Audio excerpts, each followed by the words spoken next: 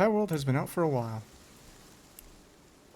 They have made some changes, and the makers of Palworld have said, as a company, we do not tolerate any fraudulent activity or cheating. This is potentially great news for those of us who hate loot boxes,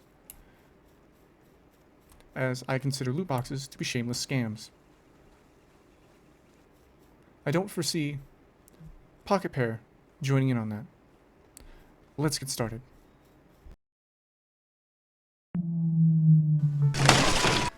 With so much to love about this game, I would like to start off by mentioning the timer system. It's not bad, and you can modify the timer system by using more effective pals for the given task.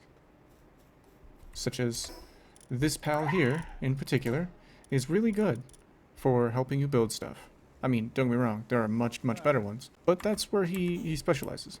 So, one more thing about that is you can increase his ability to assist you. And it's rather an easy way to do it. All you have to do is take him in the condenser. The condenser is this thing here.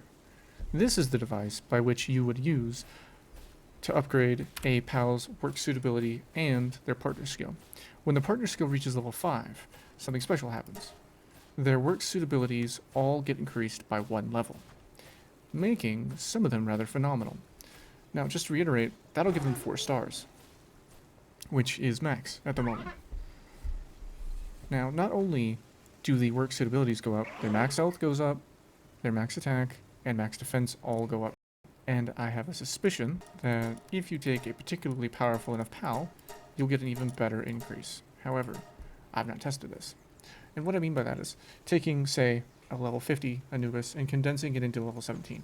I hope that's not the case, because if that is the case, that is going to wreck the power system in here. That being said, though, it wouldn't be the worst thing ever. So, on to number 2. Rather, on to the second thing I really like about this game. And that is that Pocket Pair really did take a lot of inspiration from Ark. If you notice, down here at the bottom left, you'll see my temperature gauge. Notice how it moves down when I pull out Chill It. Pull Chill It back, we go back up, right? Let me pull out Flame Bell, and our heat goes up a little bit. That is really cool. Now, why do I mention that after mentioning the taking inspiration from Ark? Well, with Ark, there are certain monsters, or rather dinosaurs, that you can ride that will give you various buffs and or bonuses. And one of them is the bear. And I thoroughly loved that bear. And speaking of loving things, let's move on to number 3. And that has to be the most recent update, the metal mines. These little guys, this is the level 1 variation, help you get ore at your base when you don't have access to ore. Also, this grants an amazing amount of freedom with base building. We will no longer be held down by having to find a metal mine and make a base around a set of metal deposits. The level 2 variant I have over here. This is what the level 2 variant looks like. And it produces metal at a much faster rate. So with those creative liberties, gives a more diverse array of bases you can make. Since you no longer have to worry about constructing around these metal parts, you can simply put a couple of these in and coop them up in your base, and you can put them in remote locations and enjoy yourself. Also, that frees up the ability to make a raid base, or a base that's designed entirely for taking down a raid boss, which is really exciting, mind you. Now, the next thing I want to discuss is a bit of an Easter egg. Alright, here we are. So at the bottom of this bridge, if you're walking across the bridge this way, we're down here, at the very bottom. There is this guy. You gotta see his story. Come for some more pizza? Oh, right, I already talked to reincarnated guy. Well, long story short, this guy got hit by a bus. And now he gives us pizza. Does it make sense? No. And I think that's part of what this guy is here to make fun of, is the whole something doesn't make sense. One more thing I want to talk about, since we've already covered the Easter egg, is this grappling gun.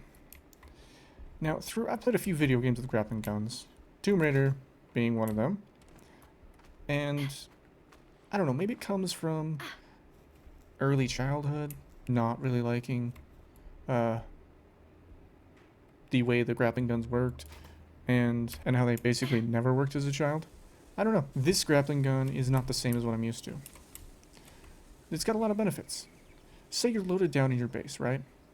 And when I say loaded down, I mean you've got like, I don't know, 10,000 extra carry weight. And you need to move. And you're going to be sitting there crawling at like this speed, you know? You can do this. Provided you don't want to look like that. You go and do your crawl, wait for the cooldown, and here we go. And if you take a couple of these, you can alternate because they don't share the same cooldown. And there's one last thing I want to talk about, and this is kind of just a bonus. The Coliseum system that we have coming out. I've got reservations, I'll be honest. See, I'm not really one for playing with playing PvP, and admittedly, it's probably from my decade of Warframe that I played, where mostly random people are trolls for reasons that I don't even think they understand.